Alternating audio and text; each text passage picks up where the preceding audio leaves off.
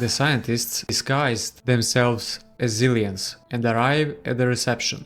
They need to pay, but the older scientist doesn't know what the payment should be. The younger scientist notices what is required. Payment is made with whatever is most valuable to the person at the moment. In their case, it's pliers. Everyone takes their place. Vac announces the performance. Felix made a deal with the musical band to help them escape. He entertains the audience and they want more. Vac demands more from him, but Felix insists on playing music while the princess dances because he knows the kind of music she loves to dance to. The princess begins the dance in a bubble, symbolizing a new incarnation, but this time Felix is there to help her. While the soul dances, living a new life filled with suffering, the Duke enjoys her pain and mocks her. Felix starts producing special bubbles with his flute. Pim, Felix, and the Wizards enter this bubble, while the princess is placed in a special bubble reinforced by Felix's magical bag, which cannot be pierced like other bubbles. Her new incarnation is strengthened by secret knowledge, and it is this knowledge that allows them all to ascend to a higher level of existence. Although Vac grabs onto a bubble, he cannot escape the circus and is pulled back to where he came from. The ascent of the bubble symbolizes the release of heavy emotions that had been keeping them trapped in the lower astral plane. When you feel anger, sadness, hatred, envy or jealousy, these are all heavy emotions. The only reason you cannot rise to a higher level of existence in your business, society or relationships is that you allow these heavy emotions to keep you in the circus of the lower astral. This is why every new job, relationship or social circle feels like the previous one. Even though the actors have changed, the essence remains the same.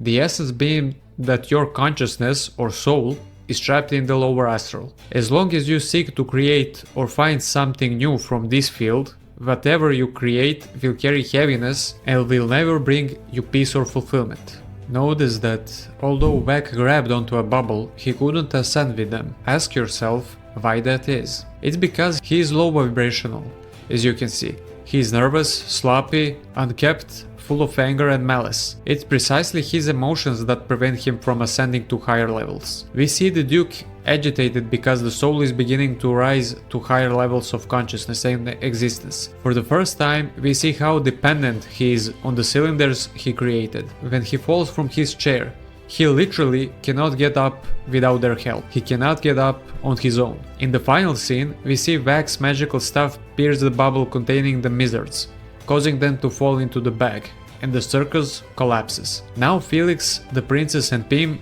are united and must escape Zil. The Duke curses Vac and orders all exits to be sealed. Felix realizes he left his bag in the circus, but the princess tells him he no longer needs it because they are united. They all manage to leave Zil and find themselves in a beautiful territory, free of stench, darkness, smoke, pollution, and low vibrational beings. Now there is only nature. The scientists reunite with Felix and his team and bring back Felix's bag. They lie saying they took it to return it to him, but in reality they took it for themselves. However, what they don't know is that the bag only listens to Felix, and he summons it back to him with a whistle. The paths are crystallized, but the passage they wish to take is blocked by a dragon approaching them. Now everyone is together: Felix, the princess, the two scientists, and Pim. And symbolism of this is the soul, the cultivated ego, the logical mind, and the cultivated conscious. Together they enter a cave. They have left the lower astral,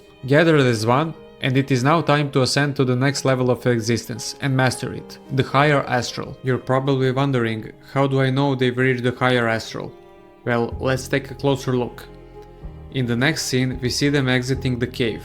However, if you look closely, you'll notice that the cave they're leaving resembles a human face. Here are the eyes, the nose, and the mouth, and the cheeks. The cylinders and cubes are on their heels, and it's up to Felix to decide which path they should take. Ahead of them lies a forest inhabited by beings known as headhunters. This path is dangerous but shorter. There's also another path, a detour, but if they choose it, they might not reach the kingdom of Oriana in time, and it's unclear what dangers the detour might hold. Felix decides to take the forest route, and everyone follows him. Notice that Felix, the cultivated ego, leads the soul, not the princess or the logical mind, are not leaders. Felix is. Heads begin to hover around them, and we see the headhunters throwing spears at them. We also notice that the headhunters have a snake coiled around their waists, which no one is holding. No matter how hard the headhunters try to capture the heads keep flying away. The heads want to wear hats,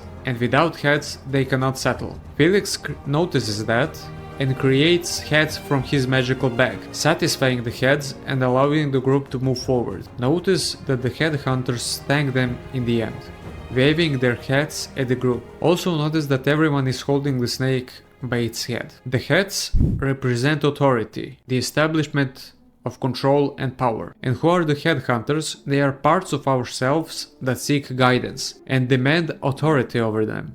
And who must establish authority over them for the human psyche to be functional, cultivated, and for a person to achieve individuation? Of course, the ego, Felix. Parts of our psyche are not our enemies, even if it sometimes seems that way. Simply put, when you have conflicting parts of yourself, it becomes difficult to move through life. Here's an example. How many times have you wanted to change jobs, but a voice inside you convinced you to stay at the job you dislike because it provides a secure paycheck? These are your identities. They are in conflict and make decision making harder for you. Until you bring your identities into order, each will pull in its own direction, leaving you indecisive and lacking the clarity needed to make decisions and live life from a place of peace. When you go to work, you will work, but a part of you will tell you that perhaps you should use some rest. When you start resting, another part of you will push you to work and won't allow you to relax. You will constantly be thinking about how much work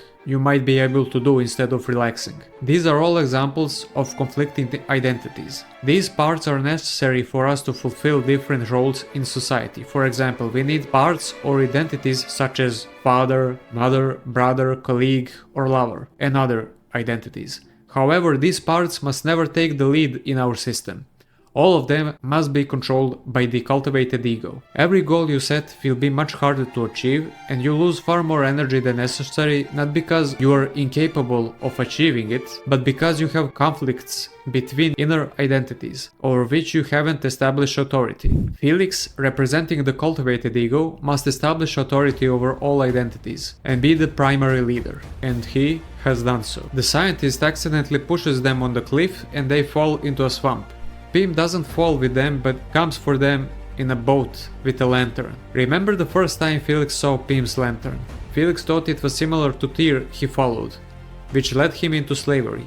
But this time, Pym's lantern is no longer a corrupted guide from the lower astral. Now it is purified and represents salvation. So only after they've gone through everything they've experienced does the inner voice, represented by Pym and his lantern, become trustworthy, even though it wasn't at the beginning. They return to Oriana City through secret passages. The entire city is crystallized, filled with cubes, cylinders, and dust. The reason the author portrays the kingdom as crystallized is that when you lose contact with your vehicles of consciousness, your body, thoughts, and emotions, when you don't process emotions, contractions form in your body. These are depicted as crystals because they are hardened emotions and thoughts waiting to be melted and processed through your system. They don't want to stay there, but without your help, they cannot leave. Felix turns the bag into a rope and tries to attack the Duke but fails, and everyone is captured. The Duke demands the book from the princess. She refuses and he threatens to harm the others, so she agrees to give him the book.